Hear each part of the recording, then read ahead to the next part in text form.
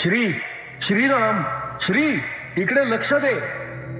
सिन्हा ओरडत होता आणि मग स्वतःच्या शहाणपणावरचा सिन्हाचाही विश्वास डळमळीत झाला, कारण कानाला लावलेल्या फोनमधून त्याला किणकिण असा बांगड्यांचा आवाज अतिशय स्पष्टपणे ऐकू येत होता.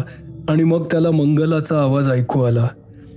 जन्मभर त्यानं ते शब्देवर सांगितलं असतं.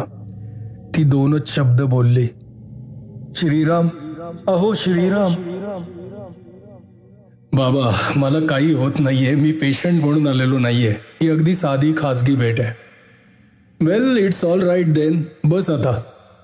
आणि बाहेर एवढी रांग लागली आहे ती. तूही माझा पेशंटच आहेस की, एकदा अगदी अर्जंट केस होतास. तुझे आभार मानायला आलोय. अगदी जगाचा निरोप घेत असल्यासारखाच बोलतोस की. पर्याय, लेखक नारायण धारप. पर्याय. डोक्याभोवती आवळली गेलेली पोलादी पट्टी सैल व्हायला महिन्याहून अधिक अवधी जावा लागला. तेव्हा कुठे श्रीरामचा बधीरपणा जरा कमी झाला. तरीही त्याला आश्चर्यच वाटलं. मंगलाशिवाय आपल्याला जगताच येणार नाही अशी त्याची कल्पना होती आणि ती जवळजवळ खरीच ठरायला आली होती. जागतेपणीचा प्रत्येक क्षण असह्य वेदना घेऊन येत होता. उरावरचं ओझं क्षणाक्षणागणिक वाढतच होतं. निद्रेत सुद्धा ती आली तर यापासून सुटका नव्हती. मनाचा एक लचकाच कोणी तोडून नेल्यासारखा वाटत होता. साऱ्या नसा जगाला उघड्या पडल्या होत्या आणि जगाचा प्रत्येक स्पर्श म्हणजे असह्य यातना होती. पण शेवटी त्यातूनही तो सावकाश सावकाश बाहेर आला. काळ हा सर्व व्याधींवरचा इलाज आहे, त्याच्या बाबतीतही हे खरं होतं का? मंगलाच्या त्याच्या आठवणी अशा महिन्याभरात पुसल्या जाण्या इतक्या अल्पजीवी होत्या का? नाही, त्याचा यावर विश्वास बसत नव्हता. आता कसा माणसात आलास मित्र म्हणतील आणि मनातल्या मनात त्याला दांभिक म्हणतील आणि त्याच्या शोकातिरेकाला नाटकी फार्स म्हणतील. पण त्याचा यावर विश्वास नव्हता. वियोगाची ती जाणीव आता आत काळजात खोलवर कुठेतरी रुतून बसली होती. आवळलेल्या स्प्रिंगसारखी स्वतःभोवती वेढे घालून बसली होती. पण निदान तो त्या काळ्या सावली खालून बाहेर आला होता. आसपासचे व्यवहार पाहू शकत होता, दिनक्रमाची आखणी करू शकत होता, इतरांचा विचार करू शकत होता आणि इतरांचं ऋणही जाणू शकत होता. मंगलाच्या मृत्यूनंतर तो स्वतः तर 2 दिवस हॉस्पिटलमध्येच होता. त्यावेळी आणि मग त्यानंतरही त्याच्या डॉक्टर मित्राची त्याला अतोनात मदत झाली होती. डॉक्टर किरण सिन्हा नॉन महाराष्ट्रीय असूनही भावासारखा त्याच्या मागे उभा राहिला होता. इतके दिवस श्रीरामला कशाचंच भान नव्हतं, पण आता त्याला आपली कर्तव्य पार पाडावी लागणार होती. औपचारिक का होईना, पण आभाराचं काम करायला हवं होतं. सिन्हाला ते आवडणार नाही, पण तो त्याचा मोठेपणा होता. त्याच्याकडे जाणं हे श्रीरामचं कर्तव्य होतं. आगाऊ फोन वगैरे न करता श्रीराम गेला. दवाखान्यात तुफान गर्दी होती, पण त्याची चिठ्ठी आत जाताच मिनिटभरात त्याला आत बोलावणं आलं आणि श्रीराम केबिनचं दार उघडत असतानाच सिन्हा टेबलामागून उठून हात पुढे करत अर्ध्या खोलीपर्यंत आलाही होता. त्याला खरा आनंद झालेला दिसला. वेल वेल वेल, लुक हू इज हिअर. श्रीरामचा खांदा दोन्ही हातांनी घट्ट आवळत सिन्हा म्हणाला आणि मग एकाएकी त्याच्या चेहऱ्यावर जराशी चिंता आली. पण त्याचं कारण समजून श्रीराम म्हणाला, बाबा, मला काही होत नाहीये, मी पेशंट म्हणून आलेलो नाहीये, ही अगदी साधी खाजगी भेट आहे. सिन्हाचा चेहरा निवळला. वेल, इट्स ऑल राईट देन, बस आता. आणि बाहेर एवढी रांग लागली आहे ती. तूही माझा पेशंटच आहेस की, एकदा अगदी अर्जंट केस होतास. एकदा श्रीरामला तो क्षण आठवला. तो आणि मंगला दोघं गाडीतून परत येत होती. रोजची 1000 वेळा घडलेली घटना, इतकी परिचयाची की एक प्रकारच्या प्रतिक्षिप्त क्रियेनंच व्हावी तशी. समोरच एक ट्रक चालला होता. श्रीराम ट्रक आणि गाडी यांच्यात वेगाच्या प्रमाणात योग्य ते अंतर ठेवत होता आणि मध्येच समोरचा ट्रक एकाएकी थांबला. अगदी तत्क्षणीच सवयीनं श्रीरामचा पाय ॲक्सिलेटरवरून ब्रेकवर गेला. डावा पाय क्लचवर आला आणि त्यांनी फुल ब्रेक्स लावले. पण गाडी थांबली नाही किंवा चाकं फिरायची थांबली, पण गाडीची गती थांबली नाही. रस्त्यावरचा तेलाचा थर श्रीरामच्या हिशोबात नव्हता. तोच तेवढा एक अनपेक्षित घटक होता. गाडी सरळ ट्रकवर गेली. श्रीराम काहीही करू शकला नाही. त्यानं स्टेअरिंगला खूप मोठा वेढा दिला, पण चाकं फिरतच नव्हती, तर गाडी वळणार तरी कशी? चाक हातात घट्ट धरून विस्फारलेल्या डोळ्यांनी श्रीराम समोर असहाय्यपणे पाहत राहिला. काळ एखाद दुसऱ्या सेकंदाचा असेल, पण तो त्याच्या मनात कितीतरी वेळ ताणला गेल्याचा वाटला. समोरची अवजड ट्रक जवळ जवळ आली, प्रचंड झाली. ताडपत्रीवरच्या सुरकुत्या दिसत होत्या, मोठ्या दोरखंडावरची तसकटं दिसत होती, गाडीच्या फळीवर उठलेले ओरखडे दिसत होते. ट्रक आणखी जवळ आला. शेवटच्या क्षणार्धात श्रीरामला वाटलं मंगलाला बाहेर ढकलायला हवं होतं. निदान आपण दार उघडून बाहेर झेप घ्यायला हवी होती, म्हणजे प्रतिक्रियेनं गाडी या घातकी मार्गावरून जरा तरी सरकली असती. सुटकेच्या काहीतरी भाबड्या कल्पनेनं त्यानं दाराच्या हँडलपाशी हात नेला सुद्धा. मग गाडी ट्रकवर जोरानं आपटली. मंगलाची दीर्घ किंकाळी त्याच्या कानात घुमत असतानाच त्याची शुद्ध हरपली. 15-20 मिनिटांनी त्याचं भान परत आलं, तेव्हा त्याला कोणीतरी फुटपाथवर एका रेनकोटवर निजवलेलं होतं आणि रस्त्यावर ॲम्ब्युलन्स गाडी वळण घेत होती. त्यानं डोळे उघडलेले शेजारच्या एकाच्या लक्षात आलं. तोपर्यंत ॲम्ब्युलन्समधले डॉक्टर त्याच्यापाशी पोहोचलेही होते. त्यांनी त्याची तात्पुरती तपासणी केली आणि स्ट्रेचरवाल्यांना खूण केली. डॉक्टर मंगला, श्रीराम घोगऱ्या आवाजात पुटपुटला. तुमच्याबरोबरच्या बाई फार सिरियस आहेत, डॉक्टर म्हणाले. तिला श्रीरामला पुढे बोलवेनच. कमॉन, डॉक्टर त्याच्याकडे दुर्लक्ष करत अटेंडंट्सला म्हणाले. त्यांनी श्रीरामला अलगद स्ट्रेचरवर घेतलं. स्ट्रेचर गाडीत सरकवलं आणि मग श्रीरामला पलीकडच्या बाकावर ठेवलेली मंगला दिसली. किती पांढुरका चेहरा आणि किती निश्चल. त्या 15-20 मिनिटांच्या प्रवासात अगदी पापणी न लवता तो मंगलाकडे पाहत होता. हालचालीची एखादी तरी सूक्ष्म खूण शोधण्याचा प्रयत्न करत होता. मंगला अपघातात निधन पावली होती. श्रीरामच्या सर्व आयुष्यातला अर्थच गेल्यासारखा झाला. त्याची जखम, तो अपघात, नोकरी, व्यवसाय, इन्शुरन्सचे क्लेम, सारं काही त्याला एखाद्या स्वप्नासारखं वाटायला लागलं. तेव्हा हा डॉक्टर सिन्हा सतत त्याच्यापाशी होता. काही दिवस तर श्रीरामच्या पार आठवडीतूनच गेले होते. त्यावेळी त्याच्या खाण्यापिण्याची, कपड्या लत्त्याची काळजी या सिन्हानंच घेतली असली पाहिजे. मग श्रीराम बाह्यतः बरा झाला. अपघाताच्या बाहेरच्या सर्व खुणा गेल्या, आतल्या जखमा अदृश्य होत्या. क्षणाक्षणाला मंगलासाठी चाललेला जीवाचा आकांत आबोल होता. तुझे आभार मानायला आलोय, श्रीराम आवंडा गिळून म्हणाला.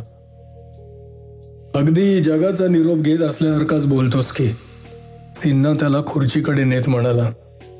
आणि इतके दिवस माझी आठवण नाही झाली ती.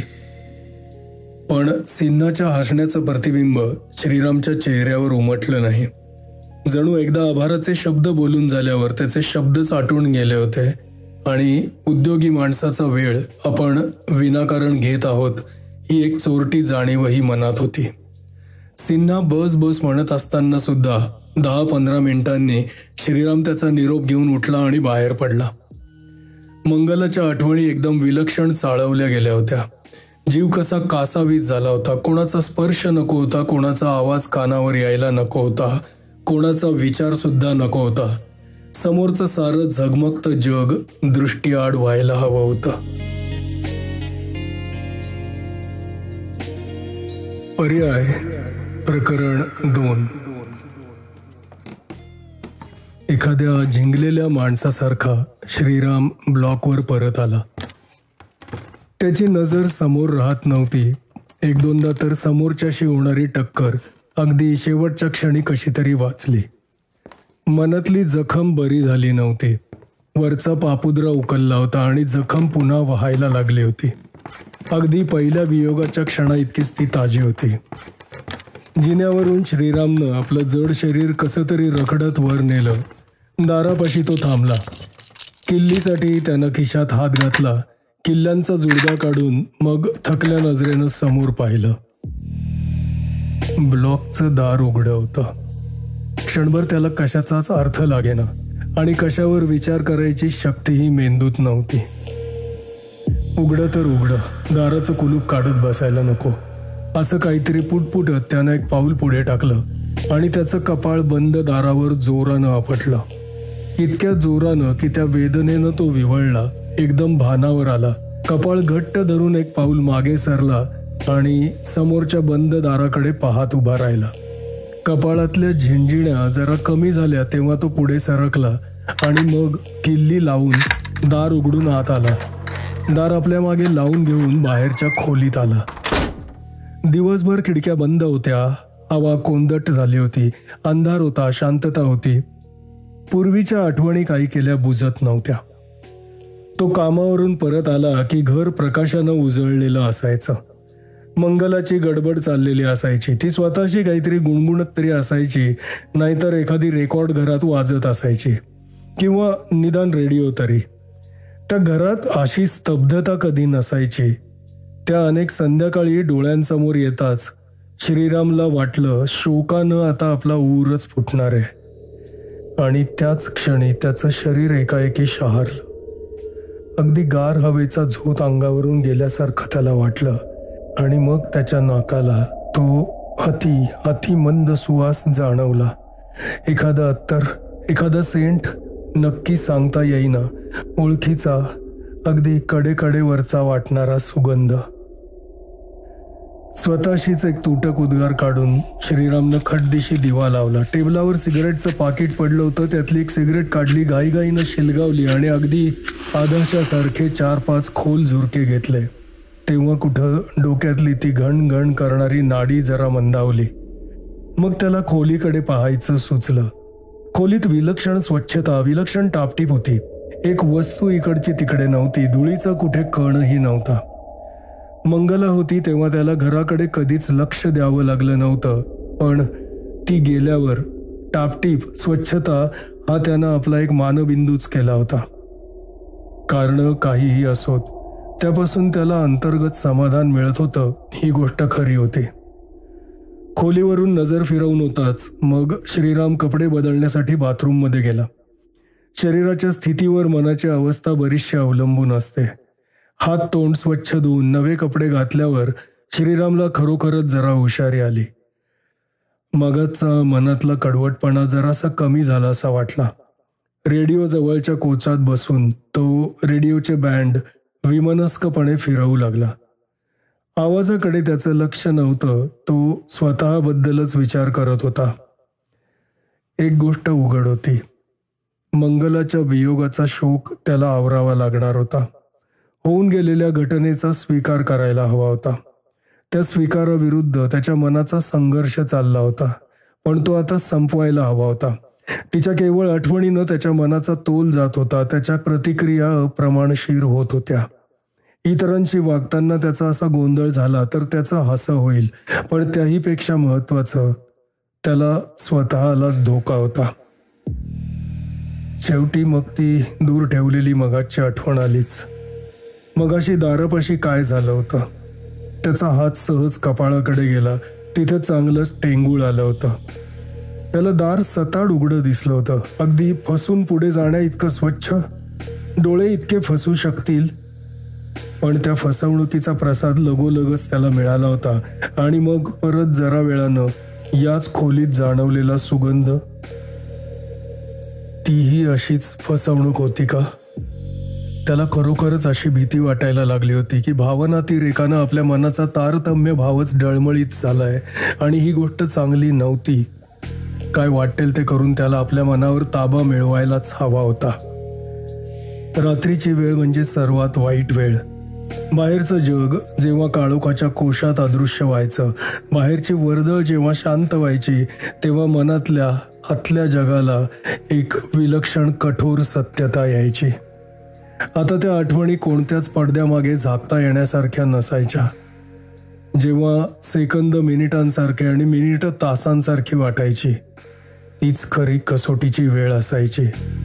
कठीण पुस्तकं वाचून किंवा अगदी निरुपायत झाला तर झोपेची गोळी घेऊन श्रीराम या बहकलेल्या मेंदूवर गुंगी चढवत असे. आता त्याला कळलं की ही वरवरची मलमपट्टी होती. मूळ कारणं दूर झाल्याखेरीज त्याचा त्रास कमी होणार नाही. तेव्हा मग तो त्या रात्री कॉटवर शांतपणे पडून राहिला. आठवणींची तुफानं गरजत आली. त्यानं कशाला विरोध केला नाही. एकटेपणाच्या आचेखाली जीव कसा कळवळून उठला तशी त्याची तगमग क्षणाक्षणाला वाढत चालली. काहीही न करणं, केवळ सहन करणं हीच गोष्ट अशक्य वाटू लागली.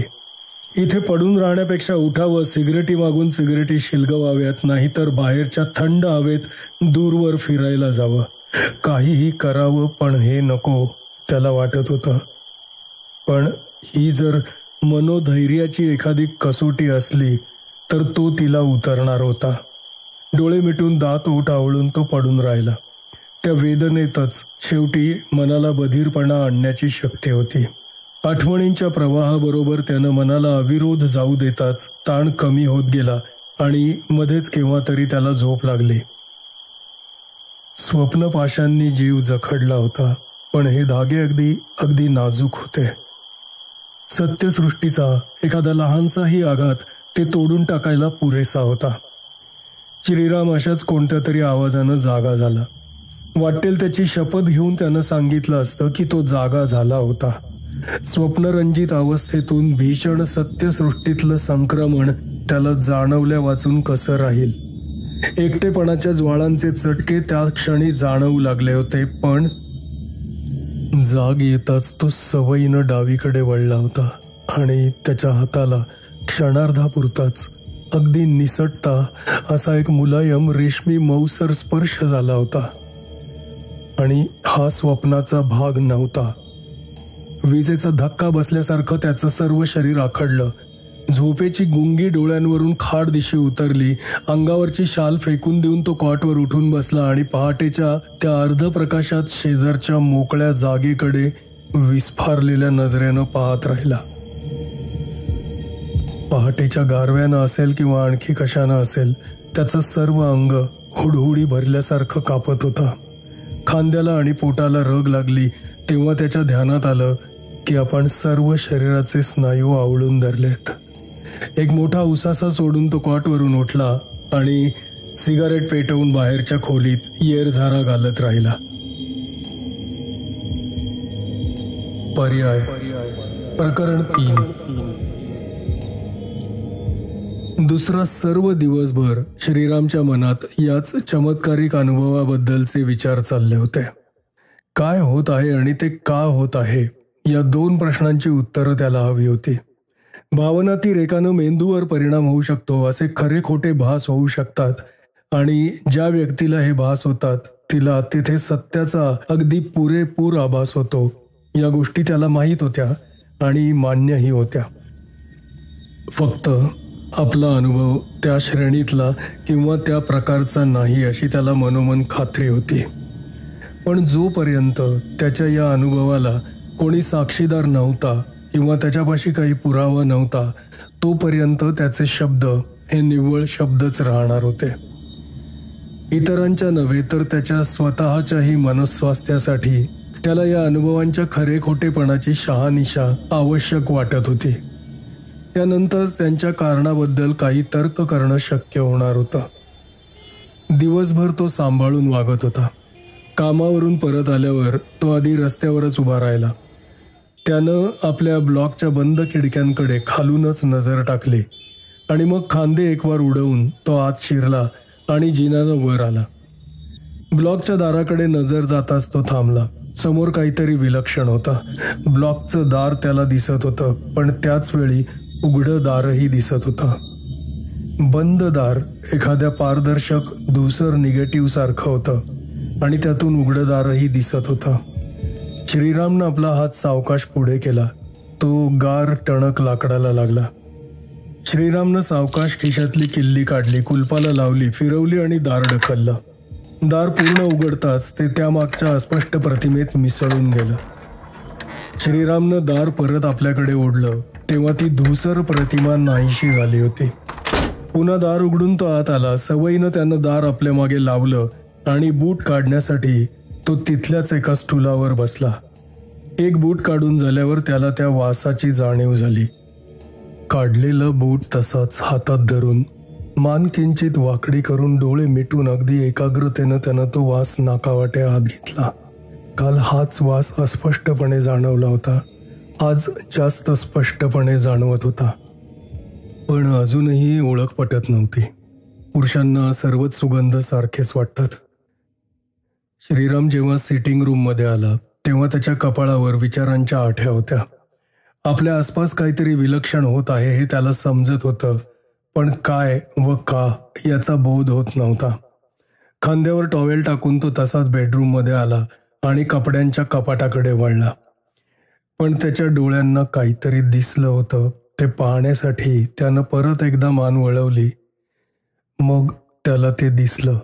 ती डायरी होती. मंगला तिच्या घर खर्चासाठी वापरत असे तसली, आणि ती कॉटवर पडली होती. मध्येच उघडलेली, कप्प्यात लहानशी पेन्सिल ठेवलेली. मंगलाची डायरी. धक्का इतका अनपेक्षित होता आणि श्रीराम इतका बेसावध होता की आधारासाठी त्याला कपाटाचं दार धरावं लागलं. भयभीत नजरेनं तो त्या साध्या निर्जीव वस्तूकडे पाहत होता, अगदी श्वास सुद्धा न घेता. शेवटी श्वास छातीत कोंडला आणि स्फोटासारखा बाहेर पडला. मग श्रीराम हलला. मंत्रमुग्ध पक्षासारखा तो त्या डायरीकडे सावकाश सावकाश खेचला जात होता. एखादं फूल उचलावं तितक्या अलगदपणे त्यानं ती डायरी उचलून हातात घेतली. तिची पानं सावकाश चालली. साधे साधे आकडे.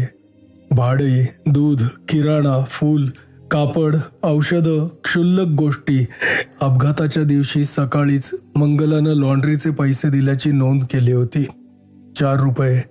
New dry cleaners. त्याचे कपडे. त्याला एकदम भडभडून आलं. हातातून डायरी खाली कॉटवर पडली. मंगलाची आठवण इतकी आवेगानं आली की त्यानं डोळे घट्ट मिटून घेतले, अगदी कपाळात शिणक येईपर्यंत. मग ती लाट जशी सावकाश सावकाश ओसरली तशी त्यानं डोळे उघडले. आधी समोर केवळ निळीलाल वर्तुळच दिसत होती.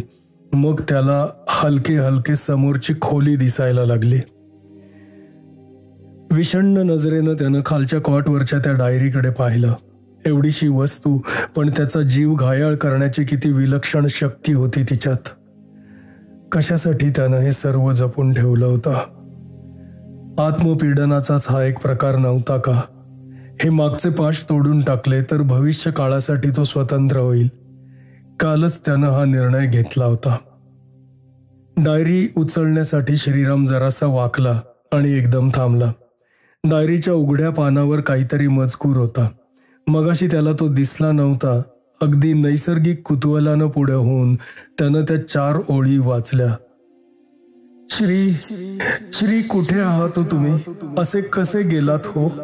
आता 2 महिने होऊन गेले, एक पळभर चैन पडत नाही. जीव कसा कासावीस होतो.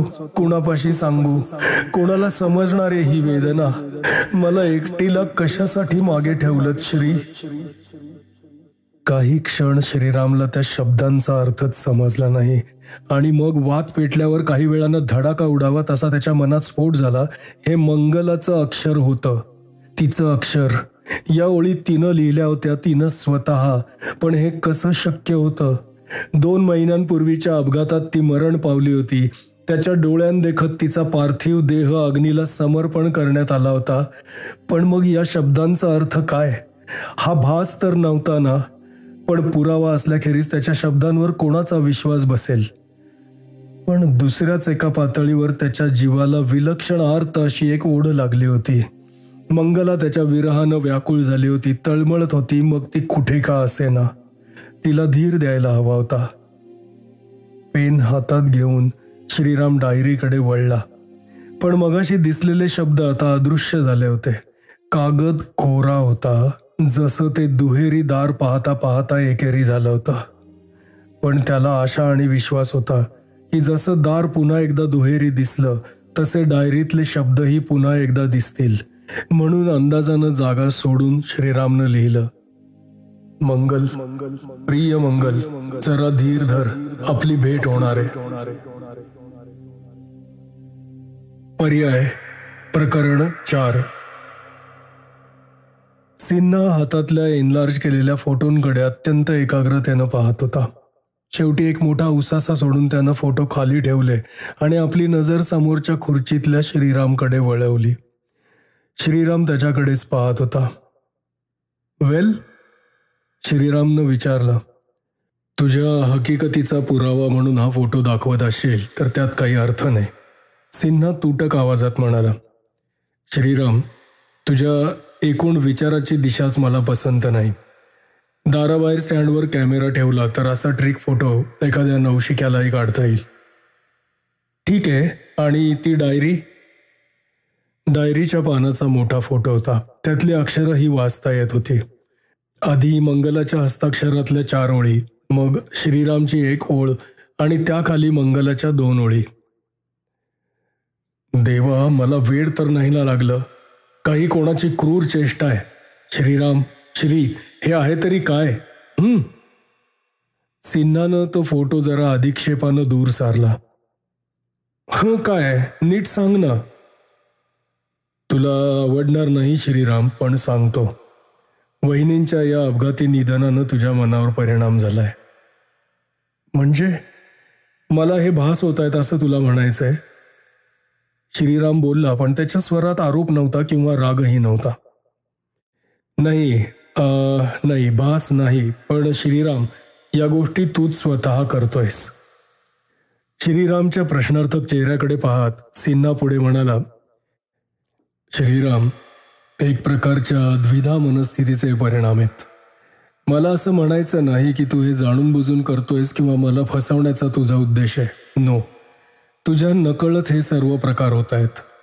वियोगाच्या दुःखानं तुझं मन व्याकुळ झालंय, जायबंदी झालंय. जुन्या आठवणी ही सततची टोचणी आहे. आपल्या परीनं ते या वेदनेतून स्वतःची सुटका करून घेण्याची खटपट करतंय. मी जरी या शास्त्रातला पारंगत नाही तरी होत असलेल्या प्रकाराची तुला काहीशी कल्पना देऊ शकेन. असं समज की तुझ्या मनाचे 2 भाग झालेत. एक दैनंदिन व्यवहाराकडे, तुझ्या शारीरिक गरजांकडे लक्ष देत आहे. दुसरा भाग तुला अज्ञात असा आहे, पण तोच जास्त महत्त्वाचा आहे. आंतरिक इच्छा आकांक्षांचा, महत्वाकांक्षांचा उगम तिथं होतो. तुझा स्वभाव तिथं घडवला जातो. इच्छाशक्ती, विल पॉवर म्हणतात, ती तिथेच जन्म घेते. जास्त खोलात न जाता मी तुला सांगतो की तुझ्या मनाचा हा भाग तुझ्या संरक्षणाची खटपट करतोय. त्याचेच हे दृश्य परिणाम आहेत. कसं ते तरी सांग. श्रीरामचं कुतूहल प्रांजळ होतं. मंगला ही तुझ्या जीवनाचा एक जबरदस्त घटक झाली होती. तिच्या आकस्मिक वियोगानं तुझ्या मनाला एक अगदी जबरदस्त, पार खोल पायापर्यंत हादरा बसलाय. मंगलाशिवाय आयुष्याची कल्पनाच तुला सहन होत नाहीये. वरवर पाहता तू या आपत्तीचा स्वीकार केलेला दिसत असला तरी तुझं खरं मन ही सत्यस्थिती स्वीकारायला तयार नाही किंवा असमर्थ आहे. त्याचं संरक्षण करण्यासाठी तुझ्या अव्यक्त मनाची ही सर्व धडपड आहे. अगदी स्पष्ट शब्दात सांगायचं म्हणजे मंगला गेली नाही, मंगला अजून जिवंत आहे असे भास निर्माण करण्याचा तुझ्या त्या भावविवश हळव्या मनाला फसवण्याचा हा प्रयत्न आहे. पण ते डायरीतले शब्द तू स्वतःच लिहिलेस. असं काय पाहतोस माझ्याकडे? मी काही तुझ्यावर फसवणुकीचा आरोप करत नाही. काय मनाची संरक्षणाची एक यंत्रणा कशी काम करते हे तू ध्यानात घे. तुला घरात जाणवलेला वास, एकदा रात्री तुला झालेला स्पर्श, ही डायरीतली नोंद. श्रीराम, मंगला वहिनींच्या एकूण एक सर्व आठवणी तुझ्या मेंदूत नोंदलेल्या आहेत. त्यातली कोणतीही वापरली जाऊ शकते. एवढंच नाही, मी तर आणखीन पुढचं सांगतो. तुला एखाद्या वेळी तिचा आवाजही ऐकायला येईल. कितीही खरं वाटलं तरी मनात ध्यानात ठेव की तुझ्याच मनाच्या एका भागानं सत्यस्थिती लपवण्यासाठी तुझ्या भोवती निर्माण केलेला हा एक मायावी कोश आहे. पण तेवढ्यानं काही येणारे आभास थांबणार नाहीत. ते खरं आहे आणि त्यासाठी तुला एखाद्या सायकियाट्रिस्टचा सल्ला घ्यावा लागेल. मानसोपचार तज्ज्ञांकडून उपचार करून घ्यावे लागतील. इजा एका क्षणात होते, पण ती बरी करायला मनाचा निर्धार लागतो. खूप धीर लागतो, खूप दीर्घ काळ लागतो. पण श्रीराम, एक ऐक. पणाला लागलेला असतो माणसाचा शहाणपणा. संघर्ष असतो माणसाच्या माणुसकीसाठी. कारण एकदा का तो या भासांच्या आहारी गेला की तो माणसातून उठलाच समज. कोणतीच कबुली न देता श्रीरामनं डॉक्टर सिन्हांचा निरोप घेतला. सिन्हा जो सल्ला देत होता तो एक मित्र म्हणून. दोघांनीही बोलताना तो विषय अगदी कडेकडेवरून हाताळला होता, तरी दोघांच्या मनात त्याच्याबद्दल कोणतीच शंका नव्हती. श्रीरामच्या भग्न मनाला या साऱ्या खुणा मंगलाचं अस्तित्व सिद्ध करणाऱ्या वाटल्या होत्या, तर डॉक्टर सिन्हानं त्याच्या कठोर तर्कानं ही कल्पना तोडून मोडून टाकली होती. त्याचा कठोरपणा श्रीरामबद्दलच्या स्नेहातूनच जन्माला आला होता. श्रीराम हे नाकबूल करू शकत नव्हता की सिन्हानं वर्णन केलं तशा केसेस झाल्या नसतील. फक्त त्याची केस वेगळी होती. प्रत्येकाला आपले अनुभव निखालस खरे वाटतात हा सिन्हांचा इशारा श्रीराम विसरला नव्हता. मनात असाही एक अतिरेकी विचार येऊन जात होता, समजा या नादाला लागून आपण आपला शहाणपणा गमावला, या जगाला पारखे झालो, नाहीतरी या जगात आता आपल्यासाठी काय बाकी आहे. मंगला तर गेली होती, कायमची गेली होती. श्रीरामचे विचार अडखळले. मंगला खरोखरच कायमची गेली? आणि मग मोठ्या अनिच्छेनं त्याचे विचार तो टाळत असलेल्या एका गोष्टीकडे आले, जी गोष्ट त्यानं आणि डॉक्टर सिन्हानं कटाक्षानं अनुल्लेखित ठेवली होती. त्याच्या ब्लॉकमध्ये काय होत होतं? त्या खुणा मंगलाच्या वावराच्या होत्या का? आणि लौकिक अर्थानं ती जर मृत असेल तर ती एखाद्या नव्या रूपात ब्लॉकमध्ये वावरत होती का? भूत म्हणून? श्रीरामला शरीराचा थरकाप काही केल्या कमी करता येईना. शेवटी तो खऱ्या समस्येसमोर उभा होता. अनेक शक्यता होत्या. त्या अशा एका अनामिक, अदृश्य, अव्यवस्थित तरल छायेसाठी तो सर्व जगाचा त्याग करायला तयार होता का? ती ज्या कोणत्या रूपात येईल. आणखी एक शहारा येऊन त्याला आठवलं, अपघातानं मंगलाच्या चेहऱ्याचा चेंदामेंदा झाला होता. त्या रूपात तिच्या स्वागताला तो तयार होता का? त्याचं तिच्यावरचं प्रेम या कसोटीला उतरणार होतं का? ब्लॉकपाशी येताच मात्र श्रीरामची पावलं अडखळली. अंधारलेल्या रस्त्यात उभा राहून तो आपल्या ब्लॉकच्या बंद खिडक्यांकडे पाहत होता. एकदा, दोनदा, तीनदा तो असाच आत शिरला होता, पण त्यावेळचं धैर्य अज्ञानात जन्माला आलेलं होतं. आता सर्व माहीत झाल्यावर मात्र मन कचरायला लागलं होतं. ब्लॉकमध्ये काहीतरी वावरत होतं. आता त्याची वाट पाहत ते वर बसलं असेल का? त्यानं मनात मंगलाची कल्पना आणली होती, पण प्रत्येक चित्रासारखी हिलाही दुसरी बाजू होती. एक त्याला माहीत असलेली मंगलेची बाजू मुलायम, गोजीरवाणी, लोभसवाणी होती. दुसरी बाजू कशी असेल? काही त्याची आपली एक फसवणूक होती. त्याला आलेले अनुभव तो स्वीकारणार होता की त्यांचा धिक्कार करून या आकर्षक पण जराशा भीतीदायक अशा नव्या मितीकडे पाठ फिरवणार होता? श्रीराम इमारतीत शिरला. जिन्यानं वर आला. तीच ती दोन दारं समोर होती, एक बंद, एक उघड. त्याला वाटलं सिन्हाला एकदा इथे आणून त्याची खात्री सहज पटवता आली असती. पण या प्रकारात इतरांचा प्रवेश होऊ देण्यास त्याच्या मनात एक चमत्कारिक अनिच्छा होती. किल्ली लावून दार उघडून तो आत शिरला. दार आपल्या मागे अलगद लावून घेऊन दाराला पाठ लावून शांतपणे उभा राहिला. तो कानोसा घेत होता. एखादी हालचाल, एखादा आवाज, कशाची तरी काही जाणीव होते का यासाठी तो थांबला होता. मनात एक अर्धवट अधीर उत्सुकता होती आणि जराशी भीतीही होती, पण सर्वत्र सामसूम होती. श्रीराम सावकाश बेडरूममध्ये आला आणि त्याला पहिल्या पावलातच तो सुगंध जाणवला. मंगलाचाच सेंट. तिची शंका घेतल्याबद्दल त्याला स्वतःची शरम वाटली. एक क्षणभर तर त्याला अशी उत्कट जाणीव झाली की मंगला त्याच्या अगदी जवळ कुठेतरी आहे. तिच्या कल्पनेनंही त्याच्या शरीरावर रोमांच आले आणि मग त्याला ती डायरी दिसली, तशीच कॉटवर पडलेली, एका पानावर उघडी. हे मी काय वाचतेय? श्रीराम, तुमचं अक्षर, तुमचे शब्द, मला संदेश. मला वेळ तर नाही ना लागलं? असं कधी होतं का? देवा, का ही क्रूर चेष्टा? मंगलाचा हात हे शब्द लिहित असताना कापत असला पाहिजे. तिच्या डोळ्यांना पाणीही येत असावं. सुकलेल्या अश्रूंची पानावर एक खूण होती. त्या प्रेमळ शब्दांकडे पाहता पाहता श्रीरामचा निर्धार पक्का होत गेला. या काही त्याच्या मानसिक विकृतीच्या खुणा नव्हत्या, हे काही त्याचं हस्तकाम नव्हतं. मग डॉक्टर सिन्हा आणि त्यांचे वैद्यकीय मानसशास्त्र काहीही म्हणो, या प्रकारांना आणखी एखादं मनाला पटणारं सोपं स्पष्टीकरण असलंच पाहिजे.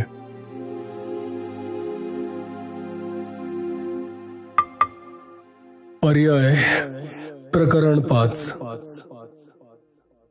सोनार हे व्यवसायानं वकील असले तरी गूढ विद्येत पारंगत होते. पैशांची कोणतीही अपेक्षा नसल्यानं ते संपूर्ण निस्पृह, निरपेक्ष आणि स्पष्ट वक्ते बनले होते. सल्लामसलत, मदत, धीर यांसाठी त्यांचं दार कोणाही नडलेल्यासाठी सतत उघडं असायचं. श्रीरामलाही तिथे मज्जाव झाला नाही. त्याची हकीकत ऐकून त्याच्या विनंतीप्रमाणे ते त्याच्याबरोबर त्याच्या ब्लॉकवरही तात्काळ आले.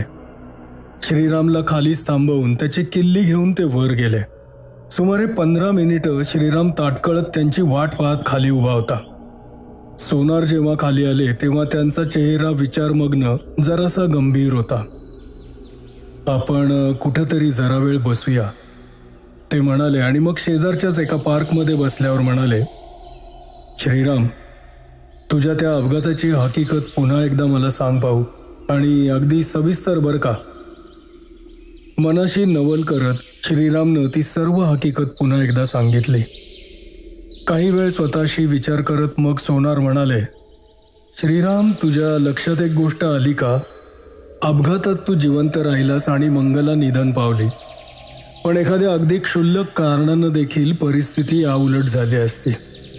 रस्त्यावरचा एखादा तेलाचा थेंब इकडचा तिकडे झाला असता, एखाद्या चाकाखाली एखादा लहानसा खड्डा आला असता, कोणत्याही कारणानं गाडीचा मार्ग एका तसूभरानंही सरकला असता, तरी मंगलाऐवजी तुझ्यावर मृत्यूची पाळी आली असती आणि ती जिवंत राहिली असती. एखाद्या पात्याच्या धारदार कडेवर इथले निर्णय तोलले गेले होते. हे असंच का घडलं आणि या उलट का नाही घडलं, कोण सांगू शकणार? आपल्या जुन्या कल्पनांच्या परिभाषेत बोलायचं तर यमाच्या नोंदवहीत तुम्हा दोघांच्या नावापुढे एक प्रश्नचिन्ह असेल. अगदी शेवटच्या क्षणापर्यंत कोण जातो आणि कोण राहतो हे निश्चित नव्हतं. मृत्यूचा तुमच्या दोघांवरही सारखाच हक्क होता. मग श्रीराम, आपण हेच विधान उलट मांडू शकत नाही का? जीवनाचाही तुमच्या दोघांवर सारखाच हक्क होता. श्रीराम, तुझ्या ब्लॉकमध्ये मला आता काहीतरी जाणवलं. ती जागा रिकामी वाटत नव्हती, जीवनशक्तीनं भारल्यासारखी वाटत होती. असं वाटत होतं की कोणीतरी आपल्या आयुष्य चैतन्यानं हा अवकाश व्यापलाय.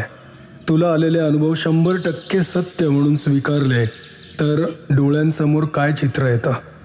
ब्लॉकमध्ये एकटेपणानं राहणारी, वियोगानं विकलांग झालेली, क्षणाक्षणाला तुझी आठवण काढणारी मंगला, ती तर त्या ब्लॉकमध्ये वावरत नाही. मृत माणसाचा वावर ही कल्पनाच भयानक वाटते नाही, पण भयानक वाटण्याचं कारण नाही, कारण त्यात मृत हा शब्द आपण अयोग्यपणे वापरलाय. मंगला आपल्यात नाही एवढं आपण खात्रीनं सांगू शकतो, पण ती मृत आहे याची काय खात्री? तू म्हणशील, मी माझ्या हातांनी तिच्या निष्प्राण देहाला अग्नी दिला. मी त्यावर म्हणतो, या आपल्या तुझ्या माझ्या जगात दिलास. मी मगाशीच पर्यायी भविष्यांबद्दल बोललो होतो. तुमच्या त्या अपघाताच्या क्षणापासून भविष्याचे अनेक फाटे फुटतात. समज की तुमच्या दोघांचं आयुष्य ही एक काच आहे आणि त्या काचेच्या एका बिंदूपाशी तिच्यावर आघात झालाय. त्यानं पुढच्या भागाला अनेक तडे पडलेत. तर मग एका भविष्यात तू मागे राहिलास पण मंगला मात्र गेली. दुसऱ्या पर्यायात तू गेलास पण मंगला मागे राहिली. यापैकी पहिलं तर तू स्वतः अनुभवतोयस, दुसरं मंगला कशावरून अनुभवत नसेल. आणि श्रीराम, तिसरंही एक भविष्य आहे, त्यात तुम्ही दोघंही अपघाताचे बळी ठरलेले आहात. इतरत्र असे प्रकार होतही असतील, पण तुला त्याचा अनुभव येतो आहे का? मला एक कारण दिसतं. तुमचं दोघांचं एकमेकांवर विलक्षण प्रेम होतं. तुम्ही दोघं त्या जागेत एकमेकांच्या जीवाला जीव देऊन राहिले आहात. म्हणून तुमच्या दोघांच्या आयुष्यात ती जागा हा एक समान दुवा झालाय. जणू या तुमच्या दोन जगांना विभागणारा पडदा त्या ठिकाणी अतिशय विरळ आहे, पातळ आहे. एकमेकांचा उत्कट विचार हा एवढं अंतर काटायला पुरेसा ठरतो. काही क्षण तू तिच्या वर्तमानात प्रवेश करतोस किंवा काही क्षण ती तुझ्या वर्तमान काळात येते. आणि आम्ही यापेक्षा अधिक निकट येऊ शकणार नाही का? सोनारांचा चेहरा बराच गंभीर झाला. त्यात एक धोका आहे श्रीराम. मी प्रथमपासून सांगतोय की हे विभाजन किंवा विघटन एका अगदी नाजूक तोलावर आधारलेलं आहे. जोपर्यंत तुम्हा दोघांना एकमेकांची केवळ जाणीव होतीये तोपर्यंतचा व्यवहार निर्द्रव्य आहे. पण तुझा किंवा तिचा दुसऱ्याच्या जगात जर प्रत्यक्ष शारीरिक प्रवेश झाला तर हा तोल बिघडण्याचा धोका आहे. कसला धोका? श्रीराम उतावळेपणे म्हणाला. तिसराही पर्याय विसरू नकोस, ज्यात तुम्ही दोघंही अपघातात मरण पावले आहात. तोही या दोन्ही इतकंच शक्य आहे. सोनारांचा आवाज शेवटच्या वाक्यावर गंभीर आणि कठोर झाला होता.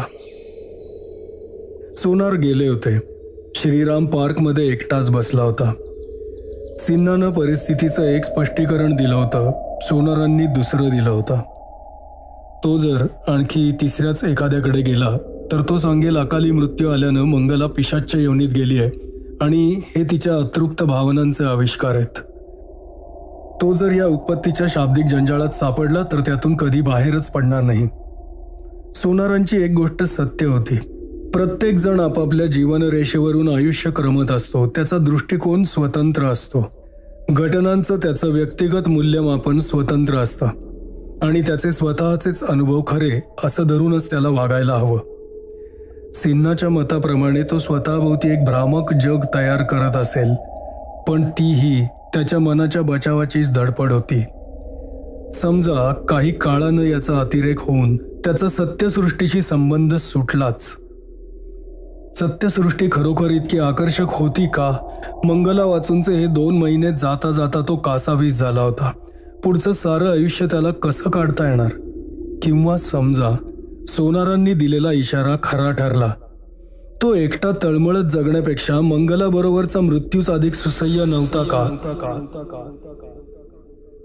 बाकावरून श्रीराम उठला तेव्हा त्याच्या मनाचा निर्णय झाला होता आणि अपेक्षेनं छातीत धडधडायला लागली होती. तो मंगलाकडे जात होता. इमारतीपाशी श्रीराम पोहोचला तेव्हा अंधार पडला होता. बाहेर जाताना त्यानं सर्व दिवे घालवले होते.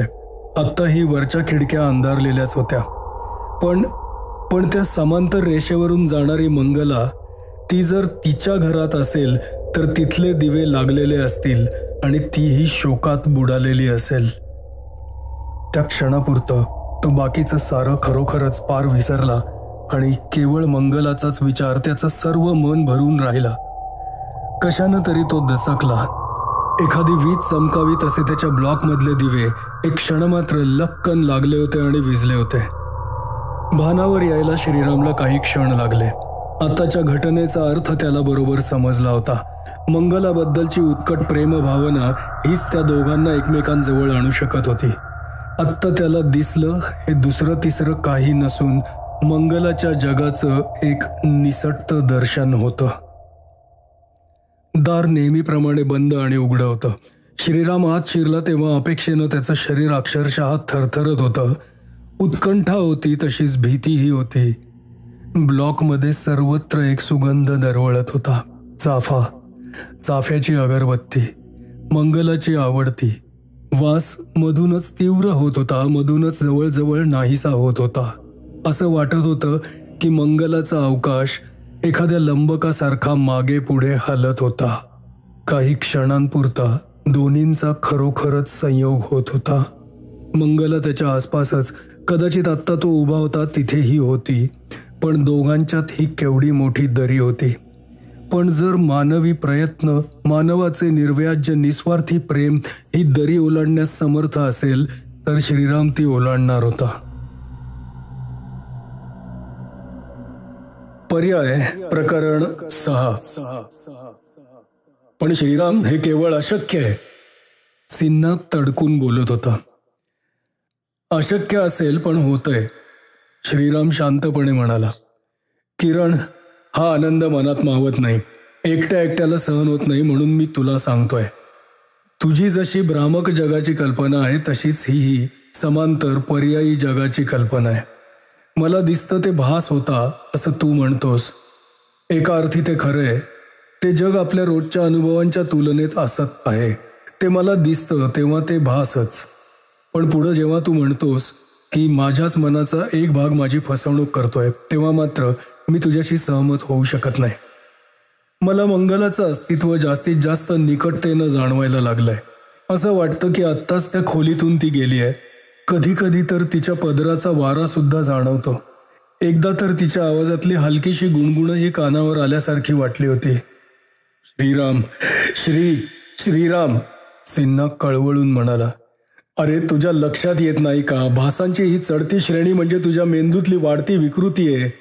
बाह्यसृष्टीच्या तुझ्या जाणीवेवर हा मोहक पण घातकी पडदा येतोय. तुझ्या लक्षात येत नाही का की तुझं एक एक पाऊल आत्मनाशाकडे चाललंय. सिन्हाच्या आवेशपूर्ण शब्दांकडे श्रीरामचं लक्षही नव्हतं. किरण, मंगलात आणि माझ्यात आता फारच थोडं अंतर आहे. एखाद्या तसूभरानं आम्ही एकमेकांपासून दूर असू, किंवा आमच्या या दोघांच्या अवकाशात एखाद्या क्षणार्धाचाच फरक असेल. किरण, तिलाही हे जाणवत असतं की आम्ही जवळजवळ येत आहोत. तिची डायरी कधी कधी मला दिसते. त्यावर तिचे प्रेमाचे संदेश असतात. मी कधी कधी एका खोलीत बसलो असताना शेजारच्या खोलीत अचानक क्षणभर प्रकाश दिसतो. मी रोज तिच्यासाठी सोनचाफ्याची फुलं आणतो आणि किरण, 2 वेळा ती माझ्या कॉट शेजारच्या टेबलवरून रात्रीत केव्हा तरी नाहीशी झाली आहेत. आणखी काय पुरावा हवा तुला? काहीतरी बोलण्यासाठी सिन्हानं मोठा श्वास घेतला, पण लागलीच आपल्या प्रयत्नांची असफलता जाणवून त्यानं तोच श्वास एका मोठ्या उसाशा वाटे सोडला आणि स्वतःशीच मान हलवली. श्रीरामच्या तोंडून एक कडवट हास्याचा आवाज निघाला. किरण, असं समजू नकोस की मला तुझी माझ्याबद्दलची काळजी किंवा सहानुभूती समजत नाही. त्याबद्दल मी तुझा खरोखरच फार फार आभारी आहे. तू दिलेले धोक्याचे इशारे समजणे इतकी अक्कलही मला आहे. तुझा प्रांजळपणा मी मान्य करतो. मी जो मार्ग स्वीकारतोय तो पूर्ण विचारानं, स्वखुशीनं निवडतोय. काही बरं वाईट झालंच तर त्याची कणभरही जबाबदारी तुझ्यावर येणार नाही. मग तर झालं. श्री, मला जगाच्या दोषारोपांची पर्वा नाही. माझं मन मला दोष देत राहील की मी आपल्या कर्तव्यात चुकलो. निदान रोज रात्री मी तुला फोन करू का? माझी स्वतःची खात्री करून घेण्यासाठी, माझ्या स्वतःच्या समाधानासाठी की तू अजून या जगाला पारखा झाला नाहीस. श्रीरामनं जरा नाखुशीनंच संमती दिली. रात्री 9-9:30च्या सुमारास डॉक्टर सिन्हा श्रीरामला फोन करू लागला. श्रीरामचा मूड काय असेल याचा त्याला कधी अंदाजच आला नाही. कधी श्रीराम आनंदात असायचा, कधी विषण्ण असायचा, तर कधी व्यग्र असायचा. न सांगताही सिन्हाला या बदलांची कारणं समजत होती. संभाषणात कटुता येत आहे असं पाहताच त्यानं श्रीरामचं मतपरिवर्तन करण्याचा नाद सोडून दिला होता. पण त्याचे फोन चालूच राहिले. आणि झालं ते त्याला काहीही कल्पना नसताना अत्यंत औचित्यपणे एका क्षणात झालं. फोनवर श्रीराम सिन्हाशी बोलत होता. बोलता बोलता तो एकदम थांबला. श्रीराम, सिन्हा म्हणाला, पण श्रीरामचं तिकडे लक्षच नव्हतं. फोन हातातच ठेवून तो कुठेतरी पाहत असावा, कारण एकाएकी त्यानं मोठ्यानं श्वास घेतल्याचा आवाज सिन्हाच्या कानावर आला. श्री, तो मोठ्यानं म्हणाला, पण अजूनही श्रीरामचं त्याच्याकडे लक्ष नव्हतं.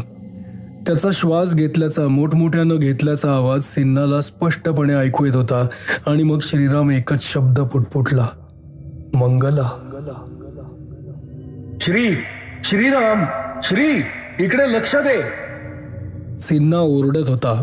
आणि मग स्वतःच्या शहाणपणावरचा सिन्हाचाही विश्वास डळमळीत झाला, कारण कानाला लावलेल्या फोनमधून त्याला किणकिण असा बांगड्यांचा आवाज अतिशय स्पष्टपणे ऐकू येत होता. आणि मग त्याला मंगलाचा आवाज ऐकू आला. जन्मभर त्यानं ते शब्देवर सांगितलं असतं. ती 2च शब्द बोलली, श्रीराम, अहो श्रीराम. मग फोन खाली पडल्याचा आवाज आला आणि त्यातून फक्त आवाज येत राहिला. सिन्हानं 2-3दा हाका मारल्या आणि मग फोन स्टँडवर ठेवून तो कपडे करून घराबाहेर पडला. श्रीरामच्या ब्लॉककडे जाताना सिन्हानं एक क्षण जरी दवडला नाही तरी अवाजवी घाईही केली नाही. त्या एका क्षणात श्रीरामनं मानवतेची सीमा ओलांडली होती. आता घाई करून काय उपयोग होता. गाडीतून उतरता उतरता सिन्हानं वरच्या ब्लॉकच्या खिडक्यांकडे पाहिलं. सर्व खिडक्या प्रकाशानं उजळल्या होत्या, पण त्या प्रकाशानं त्याच्या मनाला काही धीर आला नाही. सावकाश पायऱ्या चढून तो दारापाशी आला आणि त्यानं घंटेचं बटण दाबलं. आत घंटा वाजत असलेली त्याला स्पष्ट ऐकू येत होती, पण श्रीरामच्या येण्याचं काही लक्षण दिसेना.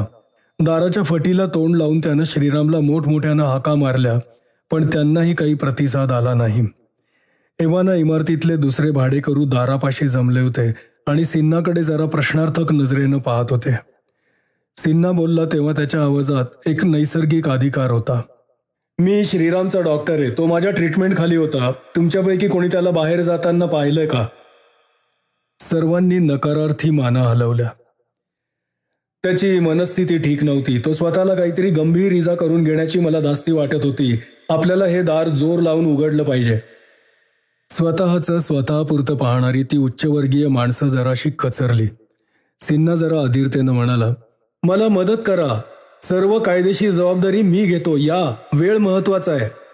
मग जरा नाखुशीनंच ते लोक धक्का मारायला पुढे आले. दिव्यांच्या प्रकाशानं उजळलेल्या ब्लॉकमधल्या सर्व खोल्या रिकाम्या होत्या. श्रीरामची काही खूण सुद्धा नव्हती. लहान टेबलपाशी खाली जमिनीवर टेलिफोन रिसिव्हर पडला होता. मगाशी श्रीराम ब्लॉकमध्ये होता याची ती एकमेव खूण होती, पण आता तो कुठे होता? एक मिनिटभर सिन्हाच्या डोक्यात विचारांचा विलक्षण गोंधळ माजला. अस्थिर मनस्थितीतला श्रीराम ब्लॉकमधून कुठेतरी निघून गेलाय चा निष्कर्ष सर्वजण, अगदी पोलीस अधिकारी सुद्धा काढणार. दाराला येल टाईपचं कुलूप होतं, जे बाहेरूनही बंद करून घेण्यासारखं होतं. तेव्हा दार बंद होतं याला काहीच महत्त्व नव्हतं, आणि इतरांच्याकडून सिन्हानं ही हकीकत ऐकली असती तरी त्यानं हाच निष्कर्ष काढला असता. पण श्रीरामनं त्याला सांगितलेली हकीकत, श्रीरामला आलेले चमत्कारिक अनुभव आणि सर्वांवर मात करणारे ते शेवटचे 2 आवाज, एक बांगड्यांची किणकिण आणि दुसरी मंगलाची हाक, या गोष्टीतली चमत्कारिक सुसंगती सिन्हाला भेडसावत होती. शेवटच्या त्या क्षणी या श्रीरामच्या तथाकथित समांतर जगातला शेवटचा पडदा दूर झाला होता का? त्या एका क्षणापुरती दोन्ही जगतं एकत्र आली होती का? मंगला, 2 महिन्यांपूर्वी अपघातात मरण पावलेली मंगला खरोखरच त्या खोलीत आली होती का? आणि जाताना श्रीरामला आपल्याबरोबर घेऊन गेली होती का? आणि हाच कल्पनेचा अतिरेकी विलास पुढे न्यायचा तर ती दोघं आता कोणत्या जगात असतील? दोघेही जिवंत असलेल्या जगात की ते दोघेही मृत असलेल्या जगात? आपलं शरीर थरथर कापत आहे हे सिन्हाच्या लक्षात आलं. या क्षणी त्याला स्ट्रॉंग ड्रिंक हवं होतं. त्यानं श्रीरामची कपाटं शोधायला सुरुवात केली. श्रीरामवर त्याचा तेवढा तरी हक्क खास होता.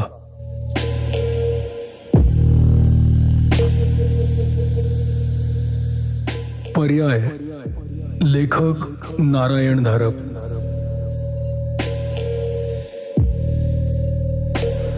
समाप्त.